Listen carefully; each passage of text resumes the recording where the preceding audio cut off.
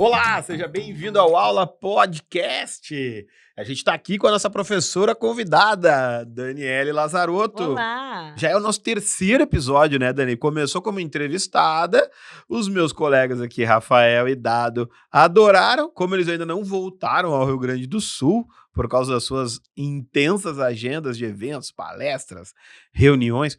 Eu acompanhando o Dado, às vezes eu fico até cansado de tanto deslocamento que ele faz, mas ele realmente é um cara que conhece o Brasil todo.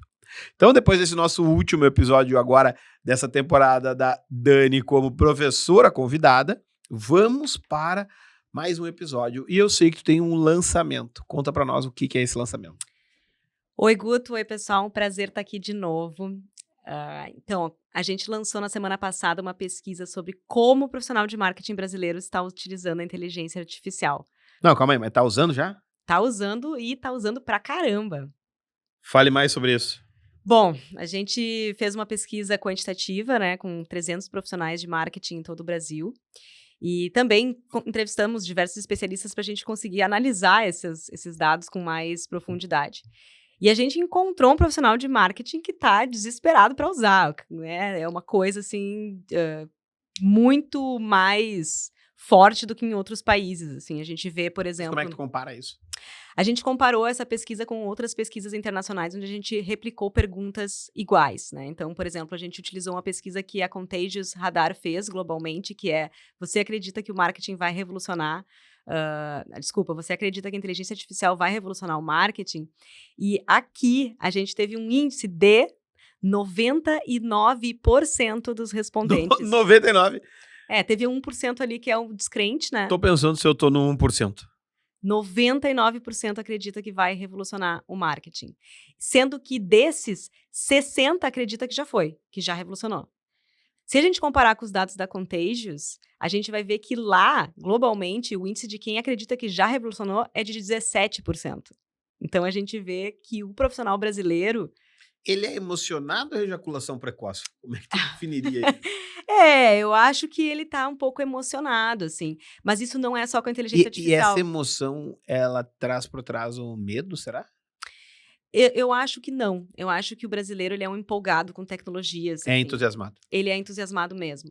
A gente também deu uma olhada em outras pesquisas e outros dados, e a gente começa a ver que quase tudo que é tecnológico, a gente abraça de uma forma muito mais rápida do que outros países. Como assim? Por exemplo, uso de WhatsApp. Nós somos o terceiro maior país que usa o WhatsApp, o terceiro que usa redes sociais. Então, Mas como assim? Tem alguém que usa mais o WhatsApp do que a gente? a Índia. Mas como que eles conseguem? Eu acho que eles têm mais pessoas. Ah, tá. É mais pessoas usando. É. Mas eles não usam mais do que a gente. Não tenho certeza sobre esse dado, mas a gente fica em terceiro lugar no ranking número de países usuários. que mais utilizam Ah, não, o WhatsApp. até aí dá pra entender. E a gente mais usa todas as tecnologias de dentro do WhatsApp. Então, a gente mais usa áudio, a gente mais... Todas as coisas de recursos que tem dentro do WhatsApp, a gente também é um dos países que mais usa. É uma pena, né? Você que usa áudio, né? É uma pena que você usa áudio. Né? Embora a gente saiba que é uma ferramenta inclusiva, né? Disse o cara que me mandou um áudio. Os meus amigos que não sabem escrever, eles me mandam áudio. Então, a gente vê em várias pesquisas, Guto, essa coisa do brasileiro ser um afoito tecnológico. E a gente usa muita tecnologia em quase todas as coisas. Seria de imaginar que com a inteligência artificial seria parecido. Quando a gente olha para dados que não são esse recorte que a gente fez, que é só para o profissional de marketing, a gente vê que o brasileiro, de uma forma geral, também é um dos países mais abertos à inteligência artificial e que mais confia na inteligência artificial no mundo todo. A gente confia. Confia. A gente confia na meta. Chegou com um espelhinho e pediu para trocar, a gente troca, entendeu? Que loucura. Tá, e aí esse cara, ele acha que a profissão dele tá garantida. Então, outras coisas que vieram nessa pesquisa. Além da gente ver que eles estão muito crentes de que a inteligência artificial vai revolucionar o marketing, a gente viu que, está sendo utilizado. Então, a gente vê que só uns 5% dos respondentes ali disseram que nunca utilizaram nada. 40% dizem que usam sempre. Mais uns 40% dizem que usam regularmente. E o resto diz que usou só para testar. Então, a gente vê que tem um uso já. Apesar de que esse uso, a gente começa a ver que ele é basicamente de chat GPT. Então, não são ferramentas muito sofisticadas que estão sendo utilizadas hoje pelo profissional de Entendi. marketing. É o cursinho de inglês que o cara fez para ter o certificado. É um cursinho de inglês, usou ali o chat GPT. Fala fluente? Sim. Vamos fazer entrevista em inglês? Não. Not. É isso aí. Então, o uso, ele parece ser um uso simples, assim, quando a gente vai olhar as ferramentas que os profissionais estão usando, ali 80%, 90% é o uso de ferramentas como textos, transcrição, que são coisas que são feitas basicamente no chat GPT. E quando a gente vai olhar para índices de uso um pouco mais sofisticados, assim, de imagens, vídeo, a gente vê que para geração de imagens esse índice já cai para 52%, para análise de pesquisas para 42%, e aí isso vai caindo ali para coisas um pouco mais complexas, como geração de vídeo, atendimento de usuários para o chatbot, programação, que são outros tipos de ferramentas necessárias para isso, né? Então, daria para a gente concluir que a pesquisa da Cordão, que é a primeira pesquisa sobre uso de inteligência artificial por profissionais de marketing no Brasil, ela atesta que o profissional brasileiro já botou o pé na água. Já. Mas não quer dizer que ele está mergulhando profundamente. Não quer dizer que ele está mergulhando profundamente, mas o que é bastante curioso, assim, na análise desses dados é o quanto ele está confiante de que a água tem aquela profundidade e não vai ficar mais fundo que isso, né? Então, o profissional de marketing brasileiro, ele está demonstrando muita confiança de que está dominado, ele não está se sentindo em risco, ele acredita que ele entende de inteligência artificial, ele acredita que ele está preparado para um futuro com a inteligência artificial. Esse índice me surpreendeu bastante, assim, que foi Mas um índice de... isso não é uma mistura de insegurança com problema de autoimagem? Cara, eu não sei, mas eu achei muito surpreendente o dado de que 68% dos respondentes afirmam, né, em partes ou totalmente, que eles se sentem preparados para o crescimento do uso de inteligência artificial no marketing. Então, é uma coisa, quando tu olha esse dado, tu pensa, cara, a gente nem sabe ainda tudo que vai acontecer, estão prometendo transformações extremamente profundas e as pessoas estão se sentindo preparadas. Seja o que vier, eu estou preparado. Quando a gente fez o primeiro podcast, a gente falava sobre as tecnologias de Propósito geral. propósito geral. A gente falou da inteligência artificial como uma dessas tecnologias, né? É meio cedo, né, pra galera afirmar que tá preparado. É bem cedo, sim. É uma coisa que eu imaginei que esses índices seriam diferentes, assim. Tô preparado? Pelo menos um não sei, né? Pelo menos uma visão um pouco mais conservadora sobre estar ou não estar preparado com Galera relação ao tá se futuro. sentindo preparada. Tá se sentindo preparada. E esse índice sobe quando a gente olha, por exemplo, para cargos de diretoria. Os cargos de diretoria, eles são mais cautelosos com relação à IA, então eles não estão tão, nossa, transformação, ela é um índice mais parecido com o do global, assim, de como vai transformar o marketing, mas ao mesmo tempo eles se sentem mais preparados para o uso da tecnologia e acham que sabem mais do que a média. Então, a autoimagem aí tá mantida. Tá, assim, é bastante surpreendente, assim, dar uma olhada nesses dados e ver. Principalmente, o que me surpreende também é que quando a gente pergunta sobre você se sente preparado para o uso de inteligência artificial no marketing, 68% ali responde sim. Aí a gente tem uma pergunta sobre como você aprendeu sobre inteligência artificial, né? O que você fez para estudar? E 90% diz que aprendeu utilizando as próprias ferramentas. Então, é um índice muito baixo de pessoas que faz treinamento, que faz Só cursos. autodidata. Autodidata. E a empolgação tá ali, né? Então, tipo, eu acho que aquele gráfico do Dunning-Kruger, que eu acho que a gente chama, né? Que quanto menos a gente sabe sobre um assunto, mais a gente tá confiante de que a gente sabe. Então, olhando para essa pesquisa, parece que é um grande efeito Dunning-Kruger, assim, com relação ao marketing, que a gente sabe muito pouco sobre isso e, ao mesmo tempo, a gente tá achando que tá nadando de braçada. Só para quem não conhece o efeito Dunning-Kruger, né? Ele traça aqui, deixa eu ver se eu consigo desenhar aqui para quem está vendo no YouTube, né? Que é o nível de confiança, né?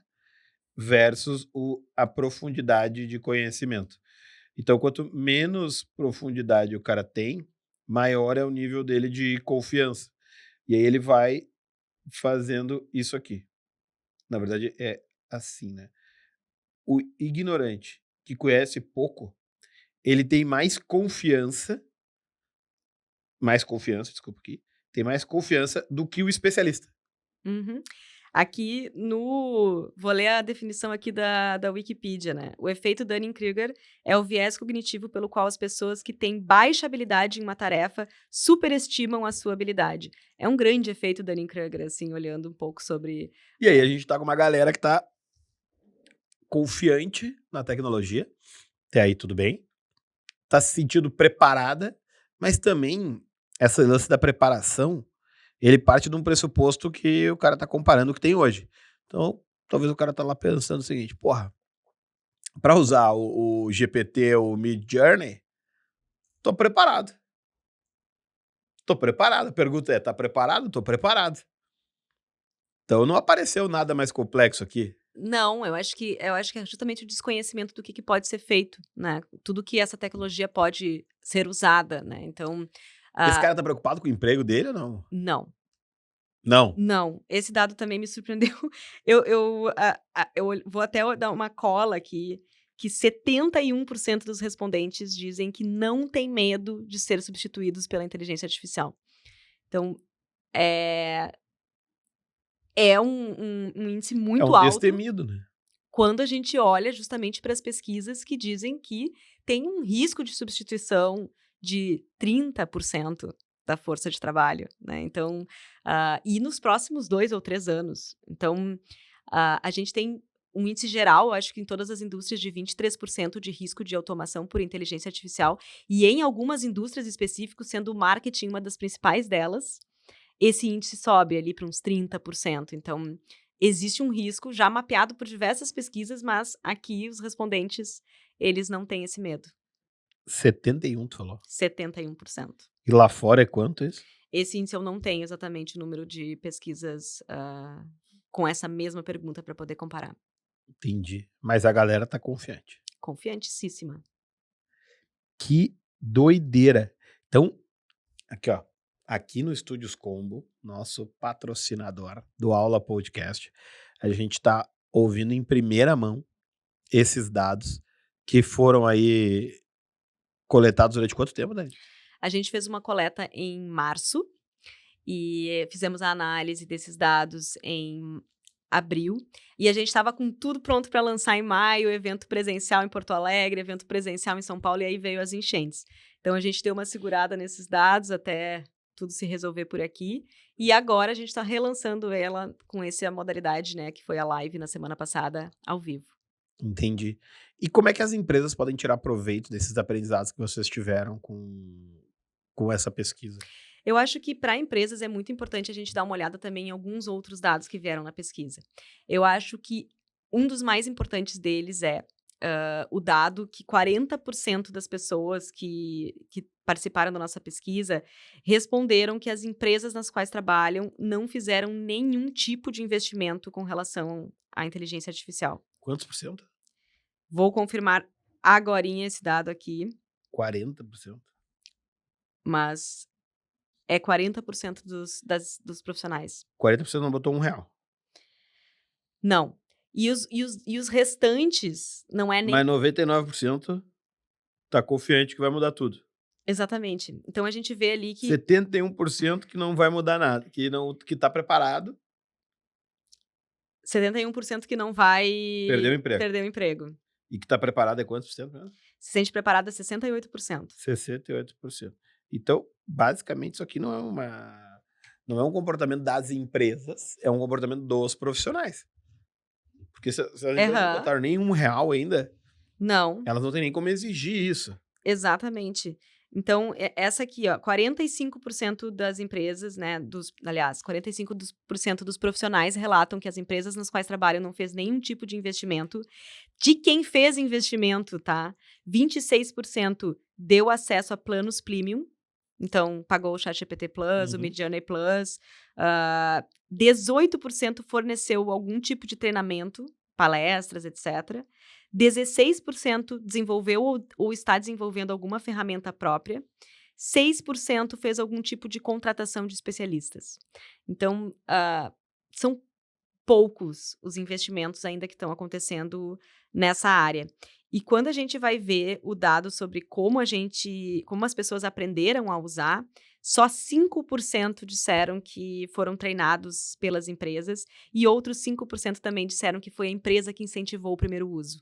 Então a gente vê que as empresas, elas estão basicamente batendo no ombro ali do funcionário e dizendo: vai lá, amigo, testa o ChatGPT aí, faz o teu. Ele tá usando e tá dizendo assim: não, facinho, é fácil usar, sei usar, já deu, tá dominado. Então, é uma Tô percepção de prompt. uso. Tô prompt pro que deve é. Entendi.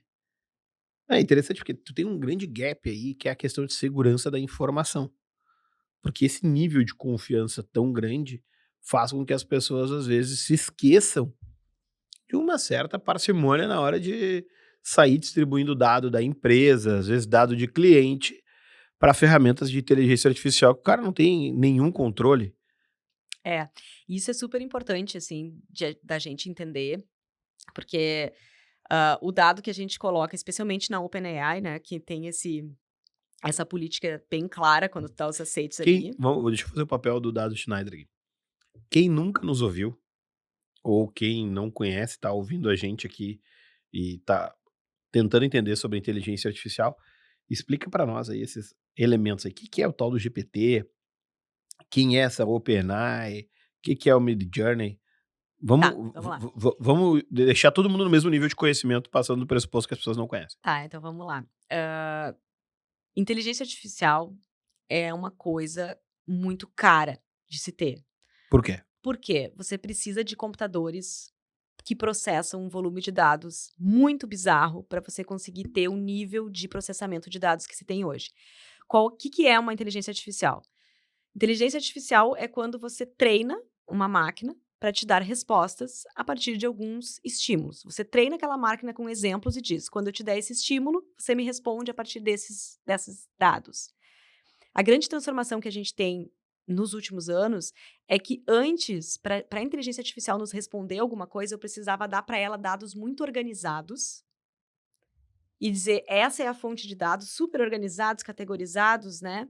Dava um trabalho gigante categorizar todos esses dados para a inteligência artificial poder te responder a partir deles. Com a evolução do processamento dos computadores, hoje, o que as inteligências artificiais estão fazendo é processando dados desorganizados e respondendo a comandos em linguagem natural. Então, eu pergunto assim: oi, ChatGPT, como você tá? Então, eu não preciso escrever numa linguagem de computador. Eu consigo escrever numa linguagem normal, de conversa. A inteligência artificial me entende e consegue me responder com dados Então, assim, que tu ela pega e escreve para organiza. inteligência artificial em português. Português, inglês, qualquer língua. E ela entende qualquer idioma. Sim. Porque As que tem hoje, sim. a primeira coisa que ela faz é traduzir para a língua dela. Ela não precisa traduzir para línguas, né? Ela entende todas. É uma fonte de dados imensa, que se compreende desorganizadamente as coisas que estão ali e se organiza ela em línguas e E para dados. fazer isso precisa de computadores melhores. Precisa de supercomputadores, né? Então, precisa de uma estrutura de hardware gigante para suportar todos esses softwares e processamento de dados. Então, a gente vem numa era que cada vez mais investiu em software e agora a gente chega numa era que o hardware é mais importante para que as pessoas tenham a sensação de que isso está acontecendo. E o reflexo disso é a NVIDIA, que é a empresa que faz esses processadores, que são utilizados por inteligência artificial, se transformando na empresa mais valiosa do mundo. Uma empresa que há 5 anos atrás a maior parte das pessoas desconhecia, que há 3 anos atrás era um coadjuvante e que hoje vale mais do que a Apple vale mais do que a Amazon, vale mais do que a própria Microsoft. Que essas 3 empresas dividiram o poço de empresas mais valiosas do mundo nos últimos 10 anos, provavelmente. Porque ela faz chips. Eu acho que as coisas que estão muito valiosas para a inteligência artificial funcionar é os hardwares, né? Esses chips, esses computadores que são necessários para as coisas funcionarem. E os dados, né? Que também são essa volume de dados. Mas eles estão remunerando os dados? Não estão, né? Eles estão... Então o dado não é valioso, mas ele é necessário. Ainda não. Então, assim, todos esses treinamentos, eles aconteceram antes das pessoas tomarem conhecimento desse mercado. Então, vamos lá. Voltando para a aulinha, a gente está falando da OpenAI. A OpenAI é uma das empresas... Quem é a OpenAI? Vamos lá. A OpenAI é uma empresa cujo investidor majoritário é o Elon Musk. Foi, né? Foi, enfim, tem... Foi o Elon Musk. Hoje eu acho que o principal investidor da OpenAI é a Microsoft, né? Porque ela anunciou um aporte há um tempo atrás de 10 bilhões de dólares e o Musk brigou, né? Com a OpenAI. Não sei como é que tá os shares ali, mas surgiu a partir de investimentos que o Elon Musk estava envolvido. E é uma das empresas que está nessa corrida por desenvolvimento de inteligência artificial. E é a grande referência que a gente tem. Por causa do seu produto ChatGPT. Né? ChatGPT. E as outras empresas são as grandes empresas de tecnologia. Microsoft com o Copilot, Google com o... Gemini. A Facebook com a Lamza. Como é o nome? Lambda. Essa é a letra do alfabeto latim, isso aí, grego. Ai, que vergonha agora. Pergunta pro ChatGPT. Faltou o dado. O dado saberia nos responder isso, o dado saberia essa. E essas ferramentas de inteligência artificial tem no ChatGPT o grande expoente, né? Que, de uma forma muito veloz, ultrapassou lá os 100 milhões de usuários. E todo mundo falou disso. Cara, o ChatGPT chegou no número de usuários absurdo e tal. E aí as pessoas estão usando várias outras soluções que são baseadas na tecnologia da OpenAI também. Então, quando a gente fala do ChatGPT, é uma aplicação de inteligência artificial generativa, que é essa da qual ele traz respostas desestruturadas, respostas em linguagem natural, que não precisa ter um trabalho prévio de organização de dados para isso acontecer. É por isso que quando as pessoas perguntam, tá, como é que eu posso usar o ChatGPT na minha empresa? Ele serve até a página 1, que é quando o cara está respondendo ali, quero melhorar a chamada do meu texto, quero melhorar o resumo, quero ter uma descrição dos produtos, ó. Até aí tu vai. Quando tu dá tarefas mais específicas, fica um pouco complicado, porque tu precisa ter o contexto e principalmente porque tu ainda não tem uma confiabilidade total nas respostas. De uma forma mais grotesca, tu não pode confiar na resposta que o Google te dá numa busca. Tu precisa ter um processo de análise, né? Qual o melhor sorvete para comer em Porto Alegre? A resposta que vai vir, a primeira é um anúncio, que o ChatGPT ainda não tem. Então, assim, esse anúncio, ele tá dando uma resposta que é útil ou é uma resposta que não é útil? Aí depois tu vai ter as respostas que vêm ali pelo melhor posicionamento de busca.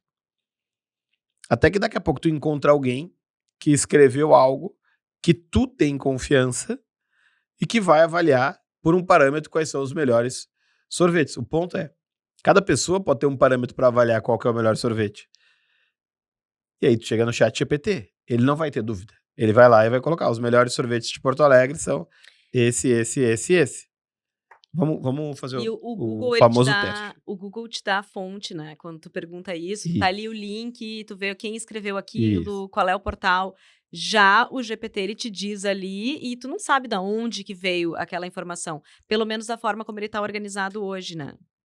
Qual o melhor sorvete de Porto Alegre? Vamos tentar aqui ver o que ele vai nos dizer. Só porque eu tô digitando muito mal aqui. Ó, a primeira coisa que ele traz aqui para mim é anúncio. Anúncio, depois o mapas, né? Ele traz 3 lugares próximos aqui, E aí depois vem a ZH, né, Zero Hora, que é um jornal aqui do principal jornal do Rio Grande do Sul, depois o TripAdvisor, depois o Jornal do Comércio. Veículos de comunicação que tem credibilidade. Aí depois tem a revista Veja aqui. Olha, o ChatGPT aqui já me deu várias sugestões. Ó. Porto Alegre tem várias sorveterias excelentes. Algumas das mais recomendadas pelos locais são a Banca 40, conhecida por seus gelatos artesanais no mercado público, a gelataria Gianluca Zaffari, famosa por seus sorvetes autênticos italianos, Dolcivera, sorveteria que oferece opções gourmets de ingredientes de alta qualidade, e La Basque, tradicional e com uma grande variedade. Dolcivera eu nunca ouvi falar. Também não. Não sei se isso é real ou não é, se existe uma então, tal de Dolcivera. Olha que interessante, ó. A primeira resposta é idêntica à da matéria da Zero Hora, de 20 de janeiro de 2020, Banca 40. A segunda é idêntica também, Gianluca Zaffari. Aí, na resposta da Zero Hora veio o Artfredo, o Kronks, Bate de Latte, Bomba Royal, Just Cold, e a gelateria de Argento e a La Basque. Então tu tem uma similaridade aí de... Ele deu 4. 4. Sendo dos que 2 3 estão aqui. Qual que tu nunca ouviu falar? La Basque. Não, o La Basque sim. O La Basque ficava na... Eu não sei se ainda é La Basque. Ele fica na frente do Parcão. E Parcão? o La Basque é uma marca que ela foi criada pelo seu Aloysio Farias, que veio a ser o fundador do Banco Real. Nunca comi um sorvete da La Basque. O mesmo dono da Águas Prata, e que foi um dos maiores empresários da história do nosso país. Grande seu Aloysio Farias, faleceu alguns anos atrás. Dono do grupo Transamérica, também Rádio Transamérica, Hotéis Transamérica, Transamérica Comandatuba. É um gigante. Esse Mas interessante empreendimento dele eu ainda não conheci. Deixa eu abrir o TripAdvisor. E agora Dolcivera eu nunca ouvi falar. Essa aí nós vamos ter que pesquisar. Mas a pergunta que fica para mim, Dani, é a seguinte: está o GPT pegando essas informações de várias fontes da internet, sem dar a fonte, e jogando eles num resultado? Eu vou falar, vamos voltar lá atrás, né? A importância dos dados para treinar essa inteligência artificial. Eu vim buscar aqui uma colinha para trazer essa informação que os principais GPTs foram treinados com pelo menos 3 trilhões de palavras, o que equivale ao dobro de palavras que estão disponíveis na biblioteca de Oxford, que tem manuscritos que datam de 1602. Então, tudo o que a humanidade produziu de 1602 até hoje, que está na biblioteca de Oxford, né, é menor do que o conteúdo usado para treinar um chat GPT, né, ou outro GPT que tem no mercado. Então, é necessário um volume de dados gigante para que esses modelos continuem inteligentes. Porque se a gente para de alimentar eles com coisas relevantes e dados bons, eles param de dar resultados bons. Eles vão ser sempre tão bons quanto os dados que estão lá dentro. E aí a gente começa a ver os problemas de que muita gente grande, não é o meu dado, o teu dado, a minha rede social, também é, mas a grande parte beleza. Grandes produtores de informação, de conteúdo, de textos, como o New York Times, produtoras de vídeo, de filmes, que colocam os seus materiais online ou no mundo. Disponíveis para serem consumidos. Disponíveis. E aí aquilo vai ser usado para treinar. Então, é justo eles utilizarem esses materiais, como o New York Times está processando a OpenAI agora. Assim como o Google indexou a informação disponível na internet. Mas é uma indexação com fonte, né? Ele não é uma apropriação. Sim. E o Google não consegue imitar. Então, vamos lá. Eu já fiz algumas coisas, por exemplo, com o ChatGPT, de pegar um autor que eu gostava e pedir para ele, dizer assim, cara, me escreve um texto narrando tal situação, imitando o estilo literário da Helena Ferrante, que é uma escritora. Fica perfeito. Tu lê aquele texto e, de fato, ele consegue imitar o estilo literário daquela escritora. Então, eu poderia, então, criar algum roteiro, pedir para o ChatGPT imitar aquele estilo literário e provavelmente ia ter um monte de gente que ia curtir, porque já tem um estilo literário que as pessoas se identificam, né? Então, esse tipo de direito autoral é muito grave, porque eu consigo imitar uma produção, tornar essa produção original, porque ela ainda não existe, mas ao mesmo tempo ela é uma cópia. Porque ela é uma cópia de estilo. Então nós temos que chamar nossos amigos advogados. Olha, eu não sei se eles estão preparados para isso, né? Porque a briga é grande. Será que a gente tem que fazer a pesquisa, como é que os advogados estão em relação à inteligência artificial? Estão fazendo petição, que é uma loucura. Será que eles vão ter o mesmo nível de resposta dos profissionais de marketing? Olha, eu acredito que eles devem ser um pouco mais cautelosos, né? Pelo amor de Deus, me diga que no direito eles são mais cautelosos que nós no marketing, né? É muito interessante a gente perceber que, assim, a tecnologia na inteligência artificial, pelo que a gente está vendo aqui, está na capacidade de hardware de processar um volume gigante de informações, está na capacidade de software de ter a inteligência, de fato, para isso, mas as respostas só são inteligentes, de fato, pela base de dados que está lá. E hoje o que está acontecendo? Como é que a gente cria um modelo de remuneração que remunere o autor da inteligência original que alimenta a inteligência artificial? Ainda não sei te responder isso. Eu acho que tem vários modelos que estão vindo aí para consumidores terem benefícios quando largam seus conteúdos, a gente poder dizer se aquele conteúdo vai alimentar ou não vai. A gente não sei quais são os modelos que vão vir. A gente vai ter que encontrar alguma solução para isso no futuro. Ou não, né? Ou a gente vai ficar nessa briga por bastante tempo, porque são vários cachorros grandes se matando, né? Pois é. Mas tem uma incógnita para mim grande aí, que é a gente deixou o Google se apropriar da organização da informação. Porque estava fácil, era gratuito, e a gente foi. E a gente criou uma empresa gigantesca que não tem dado nenhum, só organiza o dado dos outros, que coloca lá de graça. E a gente foi fazendo isso com várias outras oportunidades, e a gente foi criando grandes campeões dessa forma. Agora, se a gente deixar com que o conteúdo gerado e os nossos dados criem gigantes de inteligência artificial que não compartilhem o valor que é gerado, a gente vai perder mais uma oportunidade de conseguir ter uma divisão melhor dos recursos.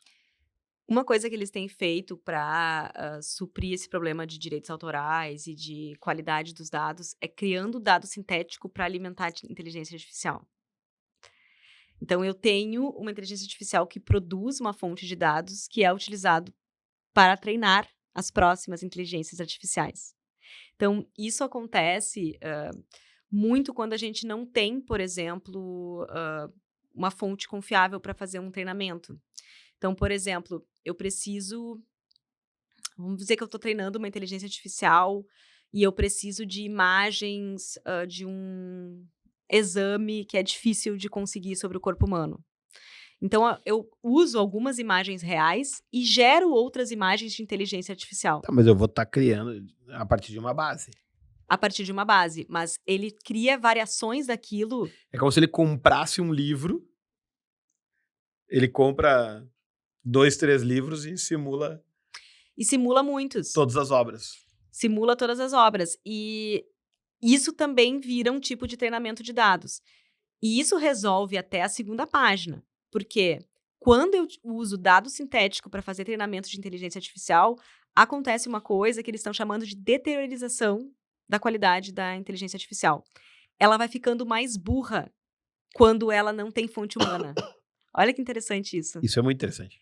A inteligência artificial, ela precisa beber em produção intelectual humana para que ela fique inteligente e alucine menos. Porque quanto mais ela bebe em dado artificial, pior é a qualidade dos resultados.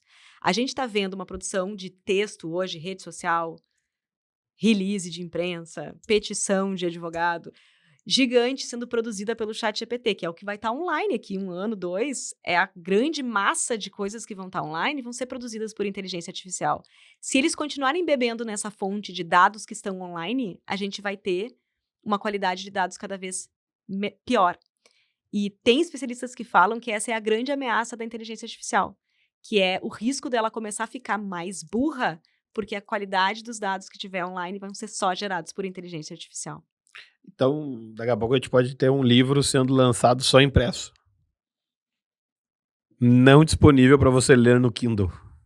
Olha, é muito possível que a gente vai ter grande valorização das coisas que são face a face, né? Então, grandes transações acontecerem mais face a face para evitar fraude. Então, sei lá, assinaturas de contratos, reuniões muito importantes que a gente está vendo hoje que pode acontecer totalmente na digitalização. Às vezes, tu não vai confiar tanto no que tu tá enxergando, porque os teus olhos, eles não são mais tão confiáveis quando a gente consegue gerar deepfake, inclusive de reunião, né? Então, para isso, o Que é o presencial... deepfake.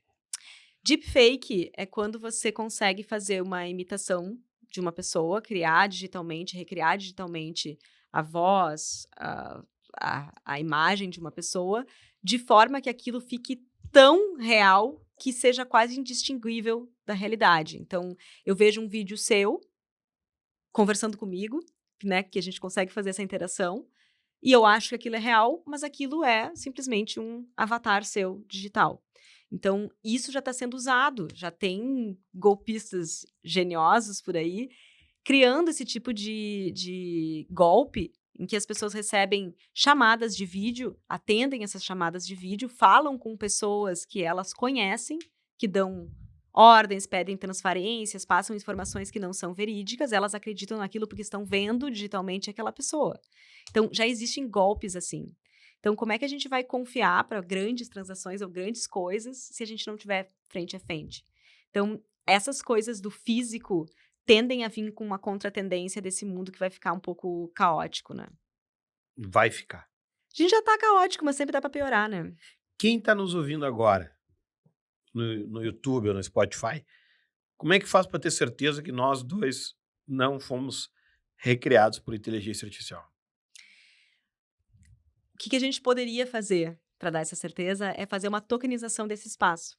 Então, registrar isso aqui em blockchain para que existisse um registro de que isso aqui realmente aconteceu, para que a pessoa pudesse escanear e ter aquilo como uma verdade, assim como a gente faz para registrar um Bitcoin e saber que aquele Bitcoin é real. Então, a tokenização, esse é um assunto que eu estou falando, mas eu compreendo ele de forma muito rasa, tá? Porque é complexo para, né, um cacete, e eu não entendo tanto. Mas eu já li muito sobre a importância de criar esses registros em blockchain de questões virtuais para que as pessoas tenham certeza da autenticidade delas. A gente precisaria fazer isso para que as pessoas se sintam seguras, porque só de ver aqui a gente não sabe se nossos lindos rostinhos são reais ou imaginados por uma IA. E se a pessoa se te falar, mas pode correr lá no meu Instagram, que eu vou gravar uma história agora, mostrando que eu tô aqui. Pode ser artificial, por que não? E aí a gente chega no lance dessa inteligência artificial sendo usado dessa maneira, de forma negativa, para dar golpe. Acho que a Dani usou o exemplo esse dessa call que foi feita, porque é um caso real de uma empresa, não lembro aonde que foi na Ásia. O cara entrou numa call com o CFO da empresa, recebeu o convite, o link da reunião, era o link muito parecido com o que ele recebia. Ele entrou, viu o chefe dele falando, o chefe dele deu um monte de ordem para ele fazer, ele saiu distribuindo Pix, e quando ele descobriu, ele tinha desviado, sei lá, Milhões. 25, 50 Milhões. milhões de dólares, porque o cara foi enganado através de ativos muito factíveis, Uhum. né? E a gente vai ver esse tipo de golpe acontecendo e também de outros Assim tipos de como, manipulação. assim como a pessoa pode ter uma vida salva porque uma inteligência artificial faz uma cirurgia cardíaca. A gente sempre usa o exemplo do golpe e a gente dá um viés meio tenebroso, assim, em relação a uma tecnologia nova. Mas as tecnologias de propósito geral, elas mais salvam vidas do que qualquer outra coisa. Sim, com certeza. A gente vem vendo que ao longo dos anos a qualidade de vida humana, apesar de a gente ter a sensação muitas vezes de estar pior em alguns aspectos, né? Quando a gente vê os índices de desenvolvimento humano através dos séculos, eles só têm melhorado, né? Mas tem aquele momento que a gente faz a reflexão de Santos Dumont e se questiona, né? Será que serviu o nosso trabalho para inventar isso? Se eles estão usando para levar bombas, né? Que foi o que Santos Dumont sentiu ao ver os aviões levando bombas na Primeira Guerra Mundial, acho. Né? Quando a gente olha para dados desses de salva-vidas, eu me lembrei de uma palestra que eu assisti no South by Southwest, que era uma palestra sobre neurocientistas, né, neuromédicos, né, que faziam operações cerebrais, falando sobre o uso de inteligência artificial. E o que eles estavam contando naquela palestra é que hoje eles já conseguem, a partir dos exames analisados pela inteligência artificial, dizer para o paciente o que ele vai perder caso ele vai ser operado. Então, por exemplo, digamos que você tem um tumor no cérebro e aquilo pode ser operado. Ele consegue te dizer, você vai perder memórias da época tal a tal.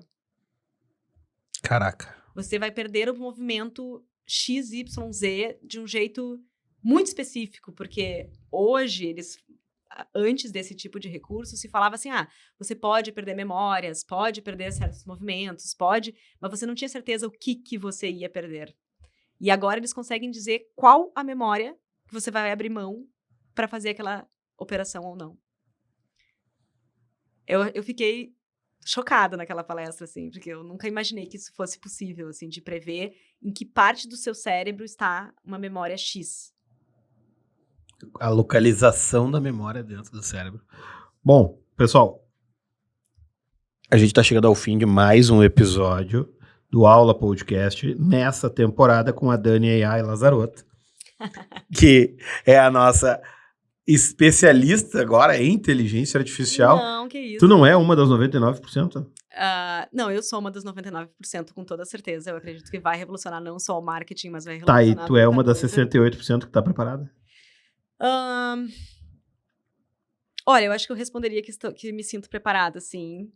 Mas eu não acredito que eu não seria substituída. Tá, tu acha que tu é uma das 29%, não das 71%. Exato, eu acredito que existe um risco grande de substituição, mas eu já tô numa fase da vida que eu acredito que, tá, beleza, se der ruim nisso, eu vou me reinventar, vou fazer outra coisa da minha vida, não tenho um medo muito grande com relação ao futuro profissional, por substituição mesmo que ela venha acontecer. Entendi. Aonde que eu encontro esses dados e essa pesquisa, Dani? No site da Cordão, no Instagram da Cordão, vocês entrando lá, é @cordão.cc ou www.cordão.cc, vocês vão encontrar todas as informações sobre a pesquisa e pode baixar ela, que ela é gratuita, tem todas as análises lá. E a equipe maravilhosa aqui do Estúdios Combo, nosso patrocinador do Aula Podcast, vai deixar junto com a descrição desse vídeo no YouTube, desse nosso podcast aqui no Spotify e nos outros mecanismos de áudio aí que você usa para ouvir esses links, porque a gente está falando da primeira pesquisa de inteligência artificial feita no nosso mercado, e aí é interessante que cada vez que a gente faz mais um programa, que a gente faz mais uma conversa, a gente vai aprofundando e a gente vai vendo camadas e camadas desse assunto, que aí vou ter que repetir a Sucarita Kodali, que é a especialista da Forrester lá, né, e perguntaram para ela em janeiro qual que era a próxima tecnologia que a gente ia discutir no janeiro agora de 25, e ela falou, olha, pelos próximos 10 anos a gente só vai discutir inteligência artificial. Então, tem muita camada aí. Obrigado por ser a nossa professora substituta e até mais. Tchau, tchau.